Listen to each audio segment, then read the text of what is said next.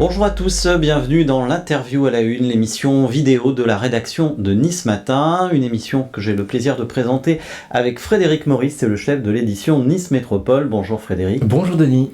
Notre invité aujourd'hui, Éric Abissira, président de l'Union des métiers et des industries de l'hôtellerie Nice Azur Alpes et vice-président de l'UMI nationale. Bonjour Éric Abissira. Bonjour Denis, bonjour Frédéric. Éric Abissira, le ministre de l'Intérieur, Bruno Retailleau, vous a confié il y a quelques semaines une mission concernant la régularisation et l'accès à l'emploi des sans-papiers dans l'hôtellerie et la restauration. Où en êtes-vous de ce travail ? Oui, alors confier, peut-être que c'est un grand mot, en tout cas répondu à un courrier que je lui avais adressé sur le sujet des métiers en tension. Et en effet, j'ai reçu une lettre du ministre de l'Intérieur qui nous expliquait qu'il avait pris en considération nos demandes et qu'en effet, il inscrivait les métiers de la branche comme étant des métiers en tension. Donc c'est une première victoire, puisque c'est vrai En quoi c'est important d'être reconnu comme métier en tension ? C'est important parce qu'au même titre que le monde agricole, aujourd'hui, on a des gens qui sont sur le sol français, qui ont des titres qui les autorisent à séjourner sur le sol français, mais à ne pas travailler sur le sol français, et j'insiste bien, donc des gens qui sont déjà sur le sol français, les propos de l'UMI, c'est de ne pas avoir à créer un appel d'air sur une politique migratoire dont on n'a pas la responsabilité, c'est celle du gouvernement. Qui sont dans les établissements, qui travaillent, ou ceux qui ont des titres de séjour, qui les autorisent à séjourner sur le sol français, mais qui n'ont pas l'autorisation de travailler. Donc il y a deux typologies de personnes, mais notamment, vous le faites bien de le dire, Monsieur Carreau, c'est que on a des gens aujourd'hui qui ont des titres de séjour qui les autorisent à travailler et qui se retrouvent des fois en fin de droit et qui se retrouvent sur le bord de la route. Ce sont des gens qu'on a formés, à qui on a permis d'avoir un emploi, qui ont donné satisfaction à nos entreprises et qui, du jour au lendemain, compte tenu de lenteur administrative et de difficultés administratives, se retrouvent sur le bord de la route, je le répète, et écartés du monde de l'emploi. Et donc pour nous, c'est important dans une branche où chaque année on manque quand même pas moins de 200 000 collaborateurs, de pouvoir continuer à utiliser ces ressources. Et je pense aussi qu'il est de la responsabilité aussi de France Travail de créer des ponts et des passerelles qui nous permettent aussi, nous, métiers des CHRD, des cafés, hôtels, restaurants et discothèques, de pouvoir avoir à puiser sur le vivier des demandeurs d'emploi inscrits à France Travail. Cette réflexion, elle en est où ? Elle avance de quelle manière ? Alors elle avance, on a reçu un courrier il y a un mois. Oui, à peu près un mois, pour être précis, le 24 février. Dans le courrier que M. Retailleau m'a adressé, il avait été stipulé qu'il allait demander au préfet de pouvoir impulser une volonté politique de nous réunir autour de la table. Je suis toujours dans l'attente de ce rendez-vous avec la préfecture pour pouvoir échanger avec les autorités, avec le préfet, sur comment mettre en place et faire avancer ce chantier. Vous êtes plutôt optimiste ? Je suis plutôt optimiste, oui, je suis assez optimiste parce que je pense qu'il y a une volonté aujourd'hui du ministère de l'Intérieur de pouvoir avancer sur ce chantier. Alors justement, est-ce que c'est pas un peu contradictoire de la part de la droite qui a ardemment milité pour exclure, on s'en souvient dans le projet de loi de 2023 sur l'immigration, le recours à la main-d'œuvre étrangère pour les métiers en tension. On regarde, si vous voulez bien, pour répondre à cette question, regardez, si vous voulez bien, au sujet, une intervention de Bruno Retailleau. Il était alors sénateur et patron des sénateurs les Républicains. Ouais. On ne peut pas à la fois prétendre, dans un texte, lutter contre l'immigration illégale et ouvrir une brèche à l'immigration illégale. La fraude ne peut pas être une voie de régularisation parce qu'alors là, on ouvre encore une fois une facilité qui va créer un appel d'air. La deuxième raison, c'est que c'est une formidable capitulation que d'aller chercher une main-d'œuvre bon marché. Quand en France, il nous faut encore mobiliser une réserve extraordinaire de travail qu'on ne mobilise pas. C'est le 6 novembre 2023. Est-ce que vous avez le sentiment qu'un an et demi après, Bruno Retailleau est devenu un peu plus réaliste ? Peut-être plus réaliste, mais en tout cas, déjà, je réagis au fait que quand il conclut sur ses propos, il parle d'aller chercher de la main-d'œuvre à bas prix. En tout cas, nous, en ce qui nous concerne, au niveau de l'UMI, c'est pas du tout notre vision, puisque aujourd'hui, ces salariés sont engagés au même titre que les autres salariés qui font la force de nos entreprises, et il n'est pas question d'avoir à les sous-payer ou les exploiter. Ces gens-là sont soumis à une convention collective nationale, avec une grille de salaire que je défends d'ailleurs, parce que vous le savez peut-être, mais je suis aussi président de la commission des affaires sociales de l'UMI, et donc tout ça est très réglementé, et en tout cas dans les propos des entreprises de notre branche, il est fait absolument pas l'objet d'aller chercher de la main-d'œuvre à bas prix. Mais quand on emploie à la plonge, par exemple, que les travailleurs issus de pays étrangers, est-ce qu'on n'a pas tendance avec le temps à les payer de moins en moins? Parce que de toute façon, ces gens-là sont contents de venir travailler en France, ils ont besoin de travailler, besoin de gagner leur vie. Est-ce qu'il n'y a pas quand même un phénomène de glissement avec le temps qui se fait que on paye de moins en moins? Mais M. Maurice, on ne peut pas payer de moins en moins, je vous répète, on a une grille de salaire, les salaires salaires sont réglementés, et aujourd'hui, les chefs d'entreprise de la branche sont des chefs d'entreprise responsables, et je le répète, on n'est pas des esclavagistes, donc on n'est pas là pour avoir à sous-payer notre main-d'œuvre. Ouais. Là, vous êtes là pour faire tourner vos établissements, et l'idée, c'est pas de faire des économies, c'est juste que ça tourne, parce que sans ces 200 000 salariés, on n'est pas capable de rendre le service l'hospitalité étant au cœur de nos métiers. On a besoin en effet d'avoir des collaborateurs pour pouvoir, aussi bien dans les restaurants que ce soit sur la partie cuisine ou la partie salle, avoir une main-d'œuvre qualifiée. Après, on a souvent de la main-d'œuvre étrangère qui parle des langues, donc tout ça est vertueux, et je répète, dans le but d'avoir à permettre à ces gens-là de gagner décemment leur vie, et en aucun cas imaginer pouvoir utiliser cette main-d'œuvre à bas prix. De manière générale, les restaurateurs et les hôteliers ont toujours autant de mal à recruter?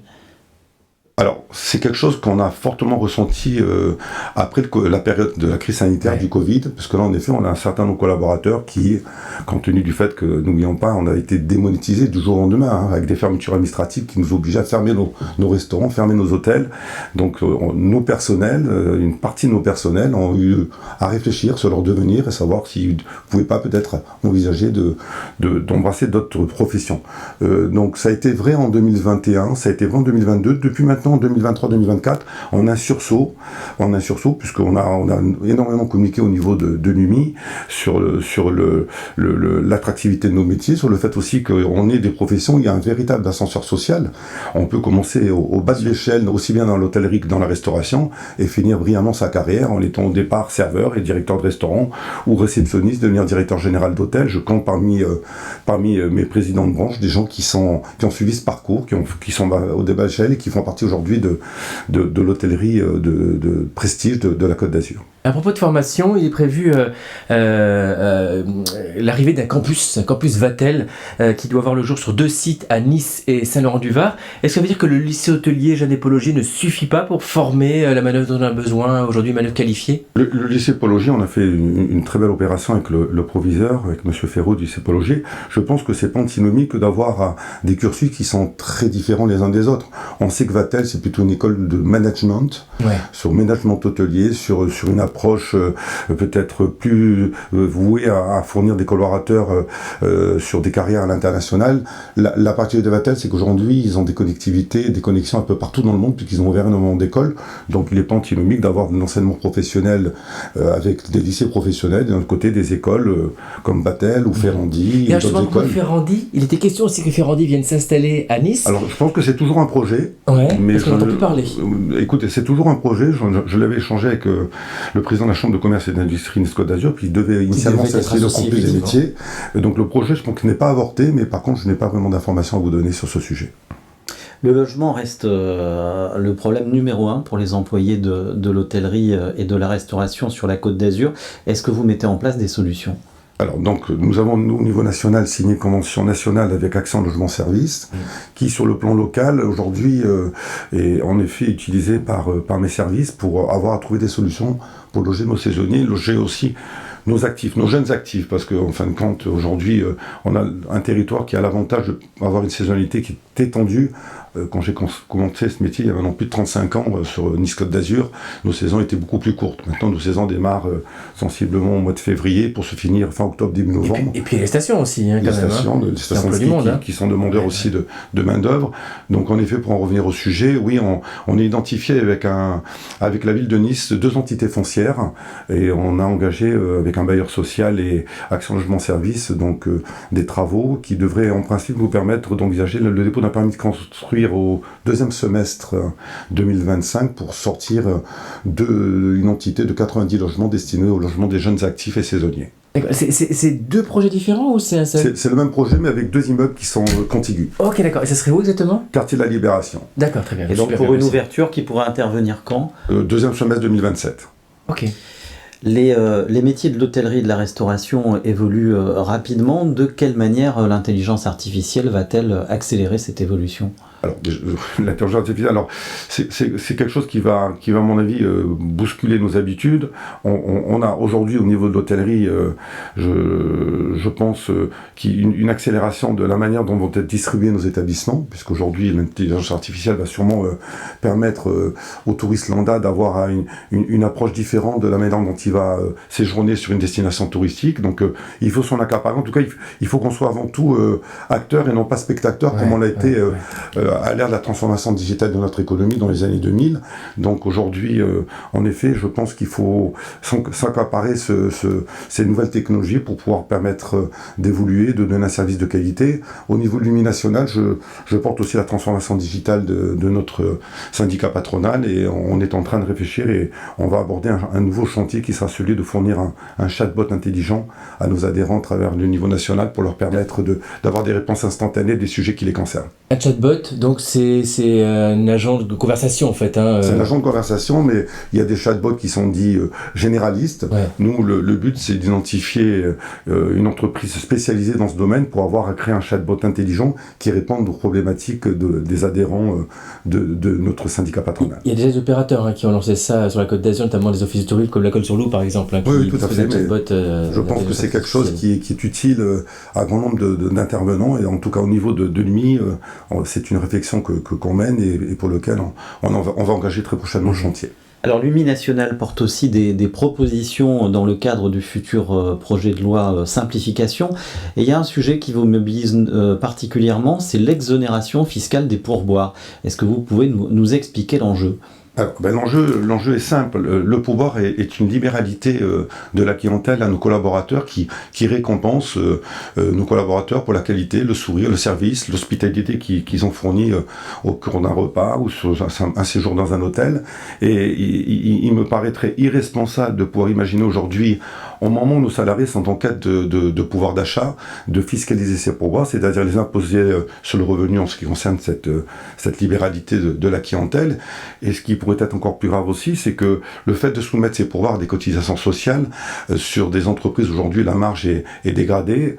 Je rappelle aujourd'hui qu'on n'a pas moins de 23 restaurants en France qui ferment leurs portes tous les jours, risquerait d'être fatal et qui pourrait peut-être à un moment donné contraindre certains chefs d'entreprise de refuser purement et simplement, compte tenu du fait que les pourboires dans le passé étaient une libéralité qui était souvent payée en espèces, et qu'aujourd'hui on sait très bien que c'est payé par carte de crédit, donc qui va peut-être contraindre certains propriétaires d'hôtels ou de restaurants d'interdire purement simplement le versement des pourboires, parce que comme c'est une libéralité, imaginez que nous, en tant que chef d'entreprise, c'est quelque chose qu'on ne maîtrise pas.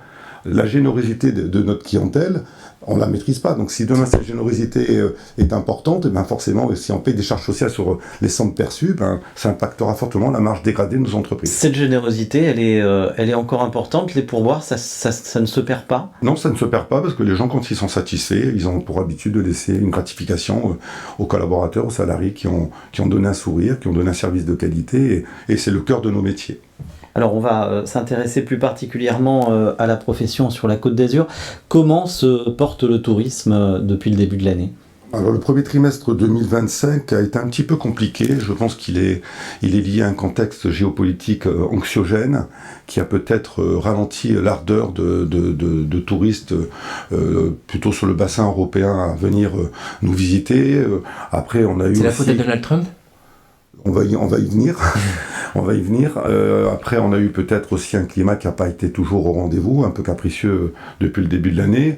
Et aussi, traditionnellement, et ça, les professionnels de tourisme ont pour habitude, quand un week-end de Pâques intervient tard dans la saison, qui est souvent le week-end qui annonce le démarrage de la saison touristique, ce qui est le cas, puisque là, notre week-end de Pâques interviendra le deuxième quinzaine d'avril, provoque ce genre de ralentissement, de décalage au niveau du démarrage de l'activité touristique. Alors pour en venir à Donald Trump, écoutez, parlons-en, parce que vous placez comment dans ce contexte-là, parce que c'est effectivement tendu. Donald Trump cette semaine. Écoutez, on a entendu les déclarations avant-hier de Donald Trump en ce qui concerne les taxes douanières, qui vont impacter plutôt les produits que la notion de service. Absolument. Sauf qu'on a aussi une réaction hier du chef de l'État, d'Emmanuel Macron, assez virulente quant à la prise d'opposition du président américain. Nous, ce qu'on souhaite, c'est que vraiment il y ait un dialogue apaisé entre les deux nations qui se sont toujours soutenues et apprécié, et qu'on ne soit pas impacté par des relations qui seraient dégradées. Ce que vous craignez, c'est que les Américains soient dissuadés de venir en France ? Pas le peuple américain, mais on n'est pas à l'abri de déclarations tonitruantes de Donald Trump qui inciteraient, comme à un moment donné, le président Poutine l'avait fait, d'inciter leurs ressortissants à boycotter la France ou d'autres pays européens. Je rappelle que sur notre territoire, on a la chance d'avoir un aéroport international Nice-Côte d'Azur, sur lequel on n'a pas moins de 6 vols au départ de Nice sur les États-Unis. Et la grosse clientèle américaine maintenant. La grosse clientèle américaine qui remplit nos établissements sur la saison. Donc voilà, on demande vous appelez à un peu de responsabilité, et surtout que les États se mettent autour de la table et qu'on n'ait pas, nous, à supporter au niveau de notre industrie des prises d'opposition qui pourraient être avec des conséquences dramatiques. Oui, bien sûr. Et d'ailleurs, la demande de l'ambassade américaine qui s'est adressée à plusieurs entreprises françaises pour leur demander d'abandonner leur politique de diversité s'ils veulent travailler avec les États-Unis, est-ce que ça vous choque ? Un peu d'ingérence, oui, on est dans un niveau d'ingérence qui est inacceptable, mais je pense que c'est pour ça qu'il faut se mettre autour d'une table. Ouais. C'est du dialogue que les solutions vont être trouvées. Mais j'écoutais ce matin sur certaines chaînes de télévision déjà des réactions de salariés américains qui craignaient de perdre leur emploi, puisqu'on a en effet aujourd'hui des industriels français qui ont des implantations aux États-Unis qui, si demain ils devaient avoir envisagé la fermeture de ces infrastructures, pourraient provoquer... calmons les choses, quoi. Voilà, donc calmons les choses et soyons responsables. Alors on va revenir à la Côte d'Azur, à Nice en particulier. Plusieurs hôtels de prestige ont ouvert ces derniers mois à Nice, hein, la Maison Albar, l'hôtel du Couvent, la Lantara, sans compter le label Palace que va solliciter le Negresco et l'arrivée récente sur le marché de nouveaux 4 étoiles comme le Hilton Iconic et le Mama Shelter à Nice. Est-ce qu'il y a vraiment une clientèle pour faire vivre tous ces établissements, parce qu'il se dit que l'hiver a été un peu compliqué pour certains d'entre eux? L'hiver n'a pas été compliqué, l'hiver est traditionnellement plus calme que la saison estivale. Ouais. Après, c'est un premier hiver. C'est un premier hiver sur lequel on a eu ces ouvertures d'hôtels, ces hôtels 5 étoiles, mais ces hôtels 5 étoiles ont de toute façon des structures commerciales à l'étranger qui leur permettent, compte tenu de, je le répète, d'un aéroport international de Côte d'Azur qui a quand même pas moins de 15 destinations long courrier, avec beaucoup de vols moyen courrier, et nous permettre de remplir nos établissements. Vous n'êtes pas inquiet, ces 2500 chambres qui arrivent dans le luxe, il y a de quoi les remplir? Il va y avoir de quoi les remplir parce qu'on a une destination qui est de plus en plus attractive et qu'on a aujourd'hui, je pense, un positionnement qui évolue par l'ensemble des acteurs du tourisme et des institutions pour tirer la destination vers le haut. Après, bien évidemment, il y a des chantiers et sur ce sujet, on a conscience que la métropole travaille sur le futur parc des expositions à l'ouest de la ville. Nous, professionnels du tourisme, sont impatients d'avoir à recevoir des informations sur le périmètre des infrastructures qui vont être créées. Des engagements clairs, quoi, parce qu'effectivement, c'est repoussé d'année en année, on ne sait toujours pas où en est ce texte. Qui nous permettent de pouvoir penser à un développement du tourisme d'affaires sur la période justement d'octobre à mai de chaque année et une fréquentation de nos établissements sur l'automne-hiver intéressante. Alors, juste avant de revenir à l'accueil des congrès, des groupes, il y a une petite question qui apparaît aussi, c'est que de plus en plus d'établissements sont controversés, enfin de plus en plus d'établissements festifs en ce début de saison, donc avant même que la saison ait commencé, sont attaqués pour des problèmes de nuisance sonore. Est-ce que c'est des choses qui vous reviennent? Est-ce que ça vous inquiète? Vous parlez du cas de Mama Shelter par exemple, mais c'est pas le seul établissement qui nous est revenu. Hein. Oui, on a eu d'autres établissements, mais après on est dans un phénomène aujourd'hui où les boîtes de nuit sont en perte de vitesse, parce que les gens aujourd'hui, sur un certain nombre de pôles touristiques français et même internationaux, sont plutôt sur des formules de restaurants festifs. Je veux dire, c'est une demande qui est internationale, donc après il faut trouver le compromis pour pas avoir provoqué de nuisance auprès du voisinage. On peut le concevoir. Après, d'imaginer avoir à interdire ce type d'activité, moi j'ai souvent proposé à monsieur le maire d'avoir à créer une charte qui permette justement des établissements d'utiliser leur terrasse ou leur rooftop avec une ambiance et un fond musical. Et bien évidemment, les propos, c'est pas de faire des boîtes de nuit à ciel ouvert. On n'est pas une destination qu'on pourrait comparer à d'autres destinations comme Ibiza ou autre.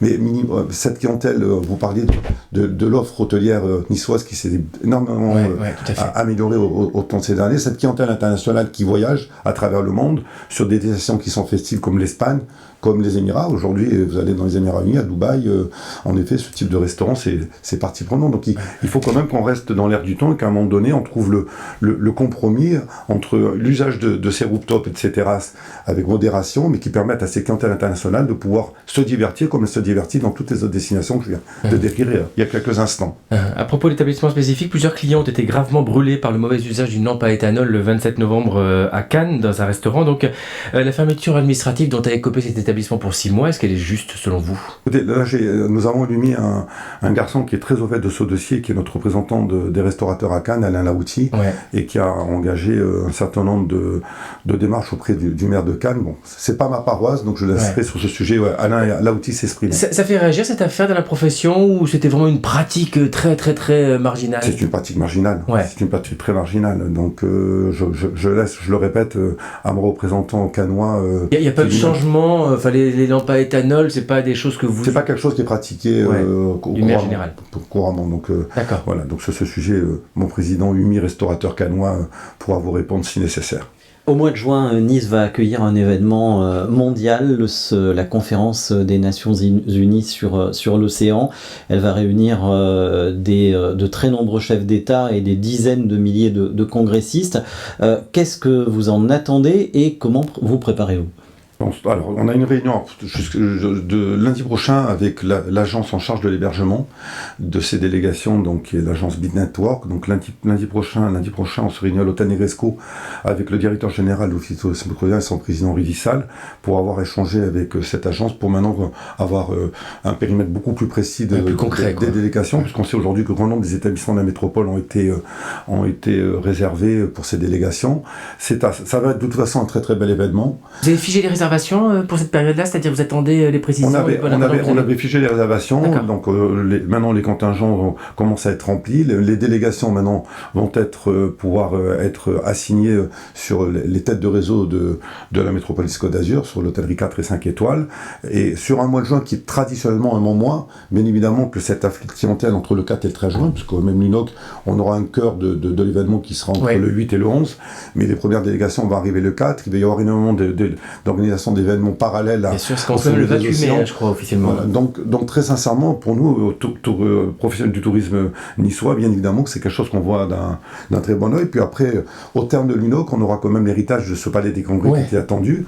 Et donc, alors, bienvenue, welcome. Justement, ce palais des congrès qui a été édifié pour cette occasion-là, qu'en attendez-vous? Est-ce qu'il est conforme à vos attentes? Oui, parce qu'il est, à mon sens, dans un emplacement stratégique qui fait qu'aujourd'hui, les congressistes souhaitent à la fois bénéficier d'infrastructures modernes et aussi de bénéficier de lieux atypiques. Je pense que d'avoir fait ça sur le port de Nice, quand on voit les images que vous êtes en train de passer sur l'écran, l'emplacement est exceptionnel.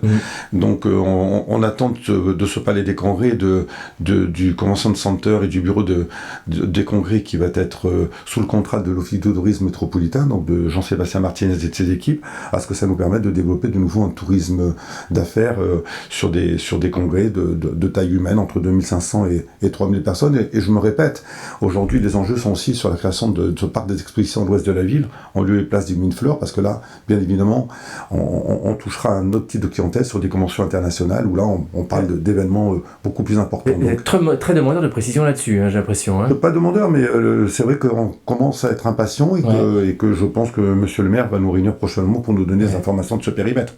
Ce palais des congrès au port, il fait oublier Acropolis?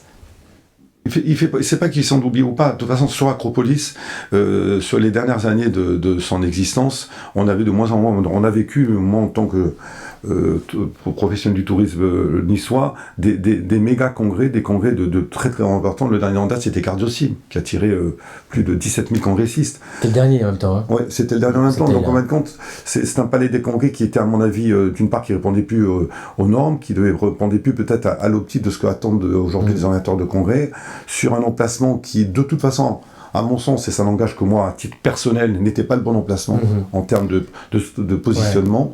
Que là, c'est le bon format, quoi. Là, c'est le bon format et c'est surtout un emplacement très stratégique parce que, je répète, ce qui fait la qualité d'un congrès, c'est le périmètre qui est autour du congrès et ce qu'on peut apporter en termes de plus-value sur l'organisation du congrès. C'est pas uniquement fournir des salles de sous-commission, un amphithéâtre et une estrade. C'est derrière pouvoir vanter la beauté de la destination, les mairies de la destination. L'offre hôtelière aujourd'hui étant de nettement meilleure qualité avec un grand nombre d'hôtels 5 étoiles qui ont ouvert, on est aujourd'hui dans une logique où notre ville peut être conquérante sur le marché des congrès. Pour le moment, cette salle de congrès, c'est un équipement provisoire pour 3 ans. Alors pour reprendre les termes de la métropole, semi-éphémère. Donc après, on parle plus de 3 ans, on parle de 7 à 10 ans. Après, adviendra ce qui adviendra, et on sera... Laissons ce palais des congrès fournir ses premiers fruits, et après on aura tout le temps de se mettre autour de la table avec les prochaines autorités pour savoir ce qu'il y a lieu de faire de ce palais à échéance 7 ou 10 ans. Christian Estrosi a annoncé que cette salle serait dépourvue de structures de restauration. C'est une bonne nouvelle et c'est de nature à rassurer les restaurateurs. C'est une demande qui a été faite à monsieur le maire, tout à fait, parce qu'on considérait aujourd'hui que le bassin des restaurateurs du Port Olympia méritait de pouvoir bénéficier des fruits de ce palais des congrès, de ne pas être pénalisé avec des infrastructures supplémentaires et que c'est ces restaurants du port de Nice qui doivent bénéficier de la manne de cette clientèle congressiste. Est-ce que vous êtes inquiet de la montée des contestations contre l'aéroport ? On a vu cet hiver notamment une manifestation contre l'extension. Est-ce que c'est des choses qui vous préoccupent ? Sur ce sujet, je laisserai le soin à monsieur Golnadel de s'exprimer.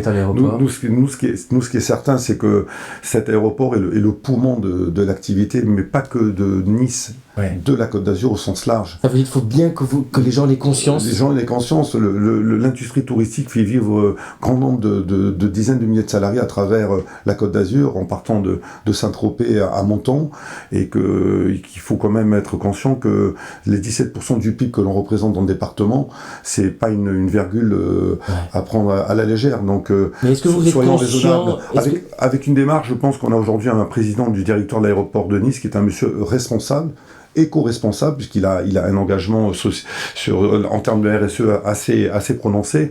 Donc laissons le soin à l'aéroport Nice-Côte d'Azur d'être maître de son destin. Et quand il est maître de son destin, et Dieu sait que c'est important pour le tourisme Côte d'Azur, ça nous permet de pouvoir envisager un avenir serein. Est-ce que vous aimeriez que des lignes reprennent avec la Chine ? On avait autrefois une ligne Nice-Pékin qui a disparu. Alors, c'est assez d'actualité parce que j'ai fait un voyage en Chine en novembre avec Côte d'Azur Destination France et Alexandra Brochot-Fontaine, qui est la sénatrice qui est présidente de cette institution.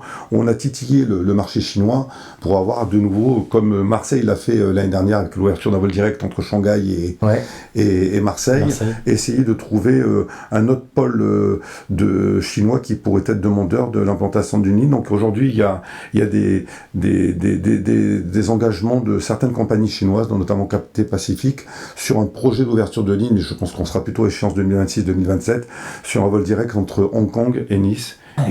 Hong Kong et Nice qui pourrait être pour nous, professionnels du tourisme azuréen, une très bonne opportunité, parce que le bassin de Hong Kong est un bassin industriel qui, sur le sud de la Chine, a un fort pouvoir d'achat et qui permettrait d'avoir des retombées économiques pas négligeables. Alors il y a un autre mode de tourisme qui fait débat, c'est les croisières. Que pensez-vous de la décision de Christian Estrosi de les limiter ? Alors ce sujet qui est un sujet sensible, polémique. Le maire de Nice nous avait réunis le 5 février dernier en mairie de Nice avec les présidents Pierre Hippolito de l'UP06 et Jean-Pierre Savarino de la CCI Nice-Côte d'Azur. Il avait entendu que sous l'égide de la CCI, on allait pouvoir réaliser une étude d'impact. Aujourd'hui, les résultats de cette étude d'impact sont connus puisqu'ils ont été rendus publics. Je pense qu'il est temps maintenant, en fonction des éléments que cette étude pour fournir à Monsieur le Président de la Métropole et au maire de Nice. Et j'ai d'ailleurs échangé pas plus tard qu'hier avec Pierre Hippolito et Jean-Pierre Savarino, donc qui m'ont autorisé à l'annoncer, une demande de rendez-vous dans les meilleurs délais avec l'ensemble des parties prenantes pour trouver un moratoire, une solution qui satisfasse tout le monde. D'accord, est-ce que c'est pas satisfaisant la solution qui a été trouvée ? La solution qui a été trouvée, si vous voyez l'étude d'impact, c'est un compromis. Ouais. Mais je pense qu'on peut avoir une position commune qui puisse satisfaire l'ensemble des parties, et je suis certain que Monsieur le maire nous accordera cette audience. Parce que pour être clair, on en est donc à 2500, des bateaux de 2500 passagers. Il y a eu un geste de bonne volonté parce qu'on est passé de 900 passagers sur des unités de 2500 passagers. Mais après, il y a peut-être... c'est pas suffisant, hein. C'est le nombre de passagers qu'on draine sur le port de Villefranche-sur-Mer, sur le port de Nice. Et après, peut-être, il y a des options à prendre. On sait que le nouveau quai qui va être face à la nouvelle gare maritime va être électrifié. Donc, il va permettre aux unités qui seront sur ce quai-là de pouvoir éteindre leur moteur et de ne fonctionner que avec l'électricité qui leur sera fournie. On peut imaginer qu'on pourrait peut-être créer ce genre d'aménagement. Certes, c'est une avance technologique, mais pourquoi pas l'imaginer. Et puis après, je précise aujourd'hui qu'il y a grand nombre de croisiéristes internationaux mondiaux, de compagnies norvégiennes et américaines qui ont des unités qui correspondent à ces nouvelles normes écologiques.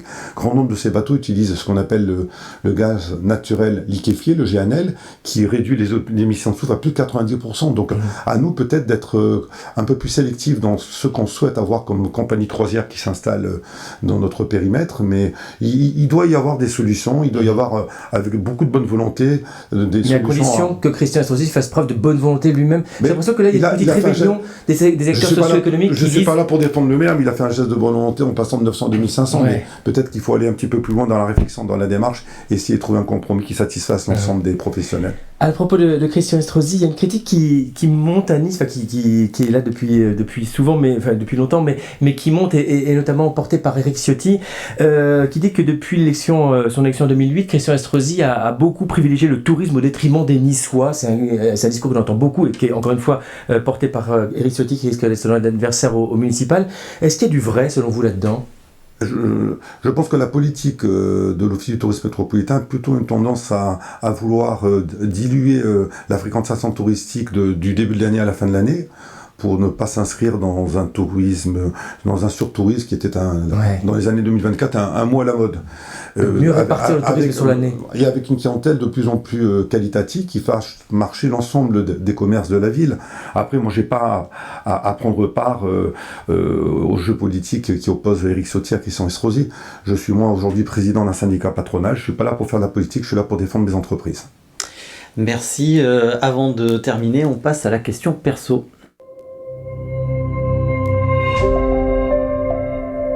Maurice. Éric Abissira, vous formez un duo à la tête de l'UMI National avec Thierry Marx, le grand chef célèbre. Est-ce que c'est pas difficile de travailler dans l'ombre d'une personnalité aussi médiatique ? Écoutez, quand Thierry Marx est venu chercher le Niçois que je suis, j'avais conscience que j'étais en face de moi d'un homme qu'on peut qualifier d'un public, puisque l'image de Thierry Marx n'est pas nationale et même internationale, ouais. Puisque c'est un monsieur qui a une carrière assez marquée, et le deal entre Thierry Marx et moi-même a toujours été clair. Je savais de toute façon qu'en étant son vice-président, je serais dans l'ombre médiatique du président confédéral qu'est Thierry Marx. Je suis là pour avoir à répondre aux missions qu'il m'a confiées, notamment sur le social, sur le volet social, sur la transformation digitale de notre syndicat patronal, qui était une vianda qui méritait à être de nouveau rajeunie, et de pouvoir se projeter dans un syndicat patronal moderne qui pourra attirer de futures générations de hôteliers et de restaurateurs. Donc non, je n'en souffre pas, et je forme un binôme avec Thierry Marx très clair dès le départ. Thierry Marx qui est là pour répondre aux médias, pour être là sur la sphère parisienne très présent, et moi peut-être un besogneux qui fait le travail qui m'a été confié. Merci à Éric Abissira, merci Frédéric, merci à tous de nous avoir suivis, merci à Sophie Doncé et Philippe Bertini pour la réalisation de cette émission, à Christelle Benjamin pour sa préparation. Bonne journée à tous.